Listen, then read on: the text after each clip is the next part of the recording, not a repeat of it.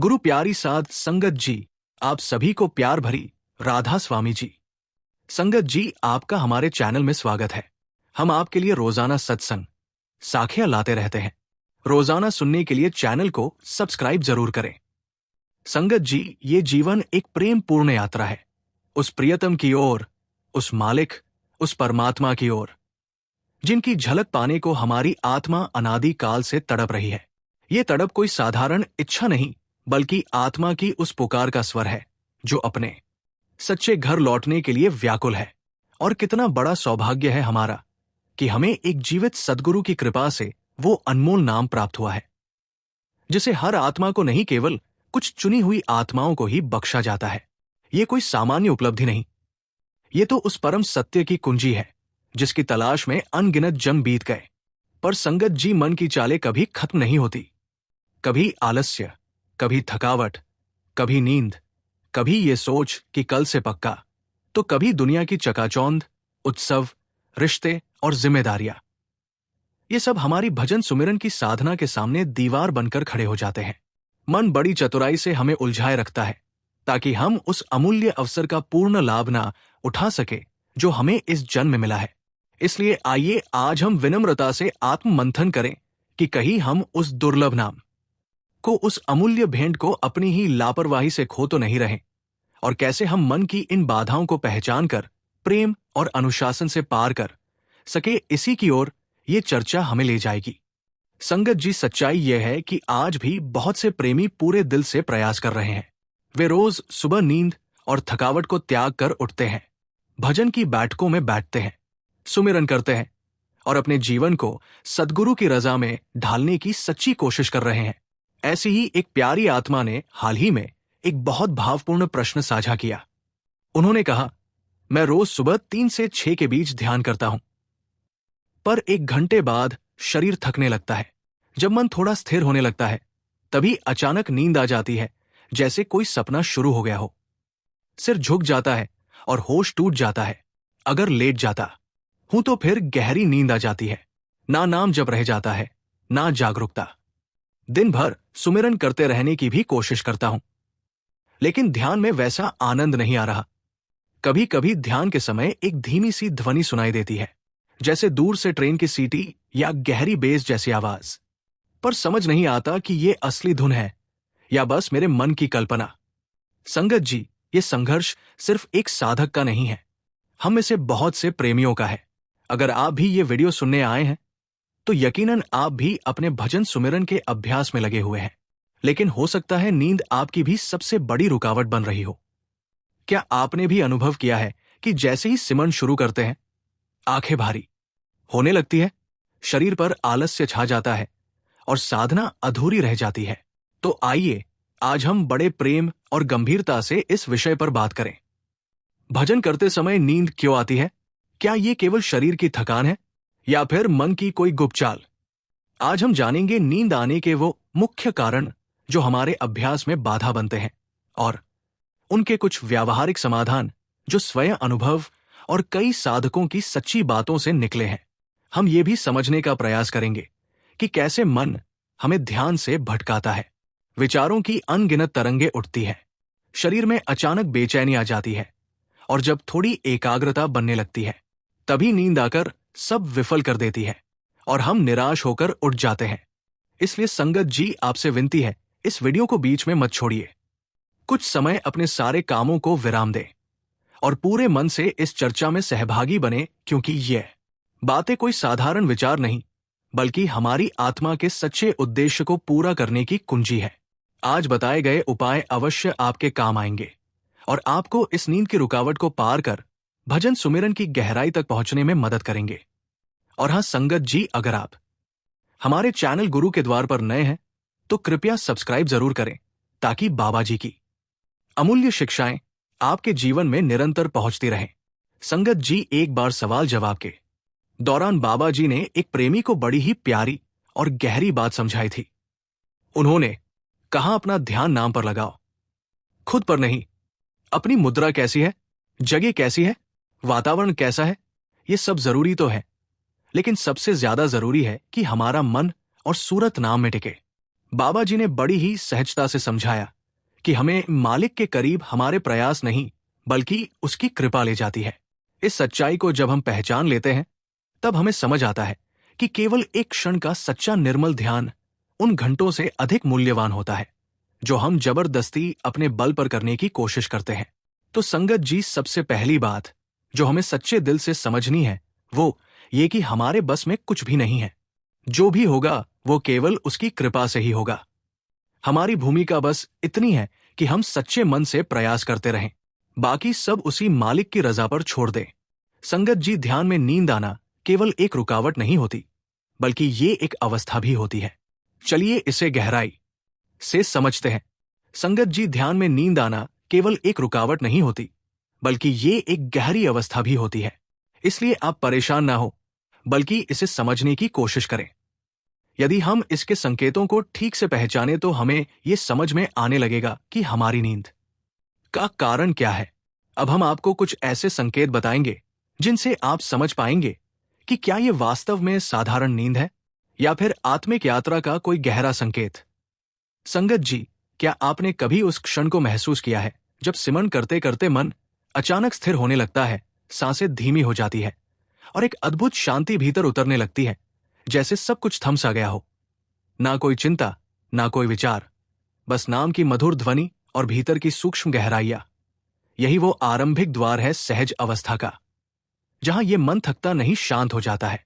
अगर आप सिमरन को धीरे धीरे लंबी श्वासों के साथ करते हैं, जैसे वाह है गुरु की खींचती हुई ध्वनि, तो धीरे धीरे मन की चंचलता मिटती जाती है और शरीर के भीतर एक स्थिरता आने लगती है। ये कोई बुरा संकेत नहीं बल्कि साधना की दिशा में एक शुभ संकेत है। विशेषकर यदि आपने अच्छी नींद ली है और दिन में भी मन में नाम की भावना बनी हुई है तो ये सहज भाव से गहराता है। हाँ, यदि शरीर नींद की कमी से जूझ रहा है तो ये थकान भी हो सकती है, परंतु दोनों अवस्थाएं पूरी तरह अलग है। ये समझना अत्यंत आवश्यक है। सहज अवस्था में यदि आप सपनों में नहीं जाते और विचार भी विलीन हो जाए तो ये एक बहुत उच्च स्थिति है। लेकिन अगर आप सिमरन करते करते सपनों में बहक जाते हैं तो ये संकेत है कि सुरती कही और बह गई है। ये मन की माया का हिस्सा है। इस शून्य अवस्था या सहज स्थिति में दो जहाज उड़ान भरते हैं।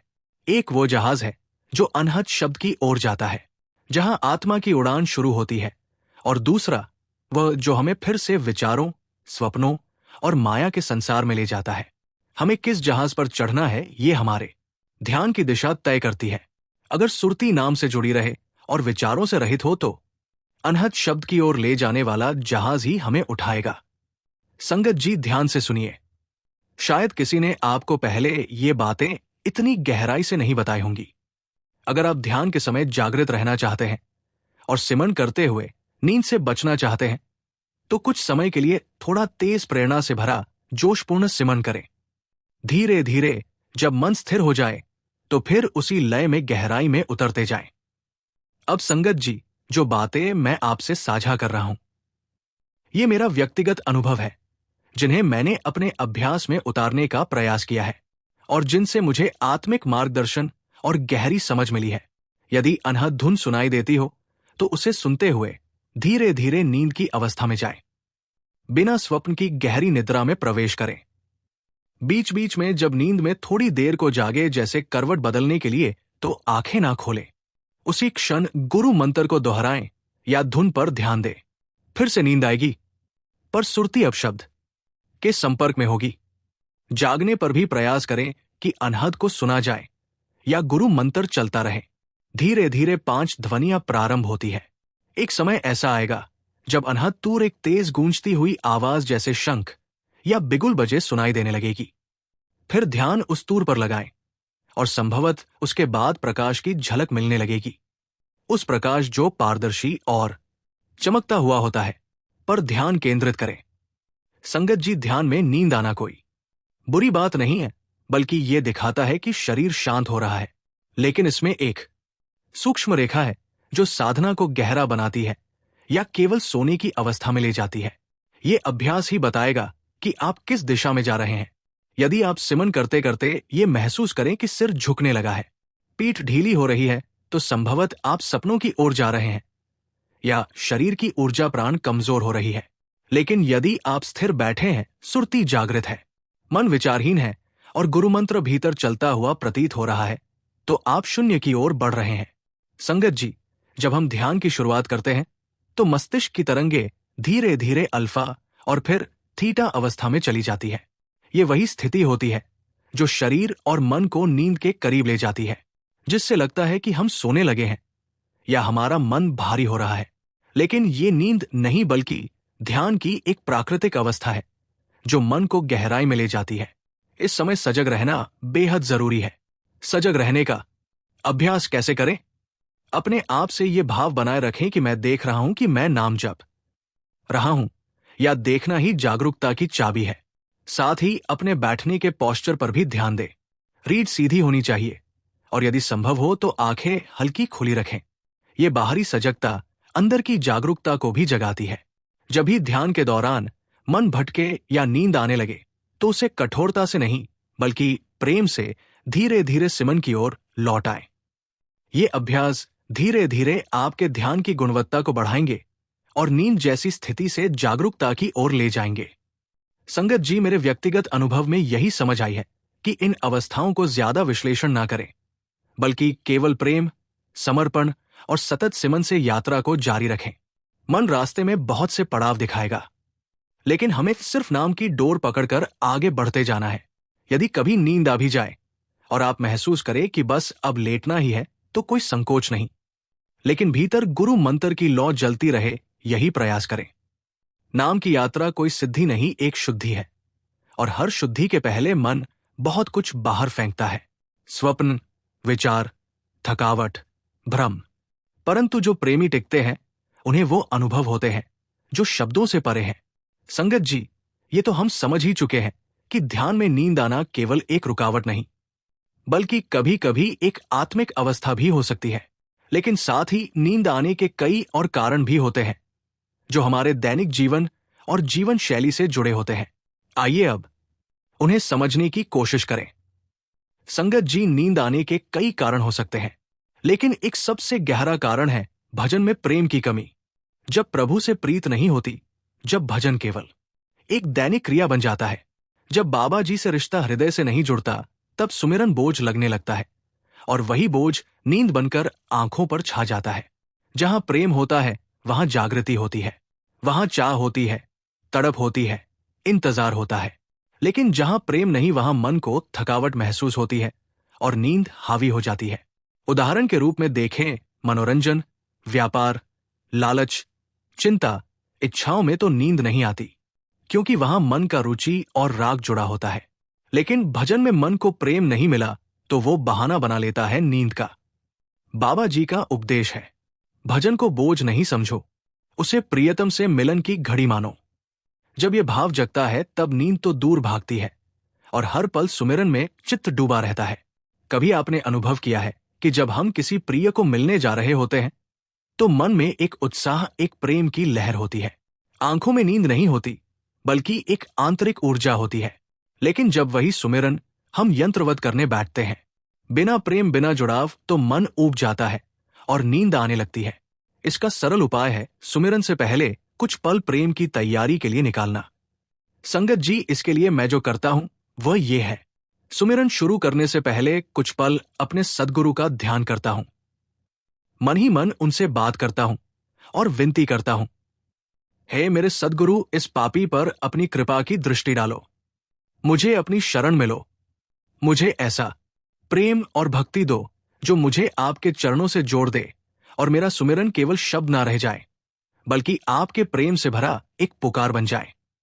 संगत जी, भजन सुमिरन करते समय नींद आने का एक और बहुत महत्वपूर्ण कारण है शारीरिक थकावट और नींद की कमी। दिन भर की भागदौड़, तनाव और असंतुलित जीवन शैली का सीधा प्रभाव हमारे शरीर और मन दोनों पर पड़ता है। जब शरीर थका हुआ होता है तो वो स्वाभाविक रूप से विश्राम मांगता है। ऐसे में जब हम भजन की बैठक पर बैठते हैं तो शरीर उस समय को विश्राम का समय मानकर नींद की ओर खींचने लगता है। ये एक सामान्य प्रक्रिया है, लेकिन साधक को इसे समझदारी से संभालना होता है। जब दिनचर्या असंतुलित होती है, जैसे देर रात तक जागना, भारी भोजन करना, लगातार मानसिक या शारीरिक परिश्रम करते रहना, तो ये थकान और नींद का एक चक्र बना देता है, जिससे सुमिरन की स्थिति प्रभावित होती है। इसका समाधान है जीवन में संतुलन। सबसे पहले कोशिश करें कि समय पर सोना और पर्याप्त नींद लेना 6-7 घंटे आपकी दिनचर्या का हिस्सा बने। दूसरा, सुमिरन से पहले 5 मिनट के लिए गहरी सांसों पर ध्यान केंद्रित करें ताकि मन शांत हो और तनाव कम हो सके। तीसरा, भजन की बैठक का समय ऐसा चुनें जब शरीर अपेक्षाकृत तरोताजा हो, जैसे अमृत वेला, जब वातावरण भी शांत होता है और शरीर मन विश्राम के बाद नया होता है। और सबसे जरूरी बात, भोजन सात्विक और हल्का हो, जिससे शरीर हल्का महसूस करे और नींद हावी ना हो। इस प्रकार जब हम शरीर को सुमिरन के अनुरूप तैयार करेंगे, तभी आत्मा भी उस दिशा में सजग होकर चल सकेगी। संगत जी, तीसरा कारण जिसके कारण भजन सुमिरन करते समय नींद आने लगती है, वो है हमारी गहरी तामसिक प्रवृत्ति और भोजन की प्रकृति का प्रभाव। यदि हम भारी, तैली या देर रात का भोजन करते हैं, तो ये न केवल शरीर पर बोझ बनता है, बल्कि मन और चेतना को भी बोझिल कर देता है। तामसिक भोजन मानसिक सुस्ती, आलस्य और ऊंघने जैसी स्थितियां पैदा करता है, जो सुमिरन के समय एकाग्रता में बड़ी बाधा बनती है। विशेषकर जब हम भजन के लिए बैठते हैं और पेट भरा हो, तो शरीर विश्राम चाहता है ना कि ध्यान में टिकने की शक्ति देता है। इसलिए जरूरी है कि हम भोजन और भजन के बीच संतुलन रखें। उपाय के रूप में भजन से कम 2 घंटे पहले हल्का सात्विक भोजन करें। ऐसे भोजन से शरीर को पचाने में अधिक ऊर्जा नहीं लगती और मन भी हल्का बना रहता है। साथ ही रात को सोने से पहले बहुत भारी चीजें ना खाएं, जैसे पनीर, आलू, दालें या मिर्च मसाले से भरा भोजन। उसके स्थान पर गर्म पानी पीना या कुछ समय टहलना मन और शरीर दोनों को शांत करता है। संगत जी, बाबा जी भी यही समझाते हैं कि सच्चा साधक वो है जो अपनी दिनचर्या को भी साधना के अनुकूल ढाल ले। अगर हम अपने भोजन और जीवन शैली को थोड़ा साधक जैसा बना ले, तो नींद अपने आप कम हो जाएगी और हमारी सूरत प्रभु के नाम में स्थिर हो पाएगी। संगत जी, भजन सुमिरन में नींद आने का एक बहुत महत्वपूर्ण और गहरा कारण है अभ्यास की कमी। जब हम सुमिरन को कभी कभी करते हैं, कभी किया तो कभी छोड़ दिया, तो मन का स्वभाव भी वैसा ही अस्थिर बन जाता है। मन की चंचलता ऐसी है कि ये खालीपन बर्दाश्त नहीं कर सकता। जैसे ही सिमन की डोर छटी, ये दुनिया की तरफ दौड़ पड़ता है। बाबा जी की ये अमूल्य सीख हमेशा याद रखिए, सुमिरन रोज करो। अभ्यास ही मन को बांधता है। जिस प्रकार एक विद्यार्थी को सफलता पाने के लिए नियमित पढ़ाई की आवश्यकता होती है, वैसे ही एक साधक के लिए रोज का अभ्यास आवश्यक है, ताकि उसका मन धीरे धीरे प्रभु नाम में स्थिर हो सके। यदि हम मन को नियमित रूप से नाम जपने की आदत नहीं डालते, तो वो स्वाभाविक रूप से तेरी मेरी लाभानी स्वाद और मनोरंजन जैसी चीजों की ओर चला जाएगा। और जब भजन में रस नहीं मिलेगा, तो नींद आना निश्चित है, क्योंकि मन वही करता है जिसमें उसे आनंद आता है। अगर उसे नाम सुमिरन में आनंद नहीं मिला, तो वो सांसारिक लज्जतों की ओर आकर्षित होगा। मन की ये प्रवृत्ति हमें ये सिखाती है कि अभ्यास ही समाधान है। अभ्यास से ही धीरे धीरे मन शांत होता है और आत्मा जागने लगती है। लेकिन प्रारंभिक साधकों के लिए ये आसान नहीं होता, क्योंकि ना तो मन स्थिर होने का आदी होता है और ना ही शरीर बैठने की स्थिति में सहजता महसूस करता है। ऐसे में नींद या ऊब आना एक सामान्य प्रक्रिया है, पर इसका इलाज भी सरल है। छोटे छोटे अभ्यास से शुरुआत करें। 5 मिनट का सुमिरन करें, फिर धीरे धीरे उसे 10 और 15 मिनट तक बढ़ाएं। आप चाहे तो मोबाइल पर एक टाइमर सेट कर लें, जिससे आप खुद को एक अनुशासन में ला सकें। सबसे जरूरी बात है कंसिस्टेंसी, यानी निरंतरता। ये एक ऐसा बीज है जिससे चेतना का वृक्ष बनता है। संगत जी, याद रखिए, जैसे हर दिन थोड़ा थोड़ा जल देने से पौधा धीरे धीरे फलने फूलने लगता है, वैसे ही हर दिन के थोड़े थोड़े सुमिरन से आत्मा भीतर से खिलने लगती है। शुरू में मन भागेगा, शरीर थकेगा, नींद आएगी, लेकिन जब आप ठहरते रहेंगे, टिके रहेंगे, तो एक दिन ऐसा आएगा जब मन खुद थक कर बैठ जाएगा और आत्मा उठकर प्रभु की ओर चल देगी। यही तो इस यात्रा का सुंदरतम क्षण होता है। संगत जी, अगला कारण ध्यान या भजन करते समय नींद आने का है। वातावरण में छिपा आलस्य और ऊर्जा की कमी। ये बात बहुत कम लोग समझते हैं, लेकिन वास्तव में वातावरण हमारे मन और शरीर पर गहरा प्रभाव डालता है। जब हम दिन भर ऐसे लोगों या गतिविधियों के संपर्क में रहते हैं जो हमें आत्मिक रूप से नीचे खींचते हैं, जैसे निरर्थक गपशप, नकारात्मक सोच, मोबाइल और टीवी की लत, तो हमारा मन धीरे धीरे अपने उद्देश्य को भूलने लगता है।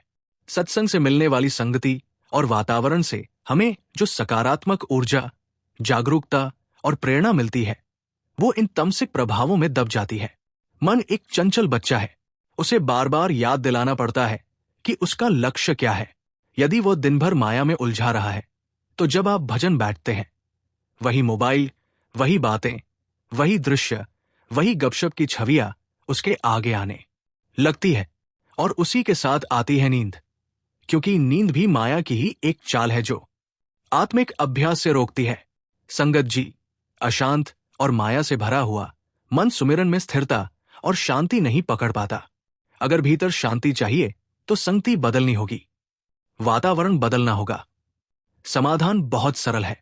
दिन में थोड़ा समय सत्संग सुनने में लगाएं, संतों की वाणी पढ़ें, सेवा करें, दया और करुणा के भाव से रहें। इससे एक आत्मिक और शुद्ध वातावरण हमारे भीतर भी बनता है और बाहर भी। और हाँ, शारीरिक वातावरण भी उतना ही जरूरी है। कई बार हम बहुत गाढ़े पर्दों के पीछे अंधेरे कमरे में गर्म और बहुत नरम बिस्तर पर बैठते हैं ध्यान के लिए। ये सब नींद को आमंत्रण देने जैसा है। हो सके तो ध्यान के लिए एक साफ, खुला और थोड़ा ठंडा वातावरण चुनें। अगर संभव हो तो हल्की प्राकृतिक रोशनी हो, कमरा हवादार हो। आपका ध्यान स्थान प्रेरणादायक और पवित्र होना चाहिए।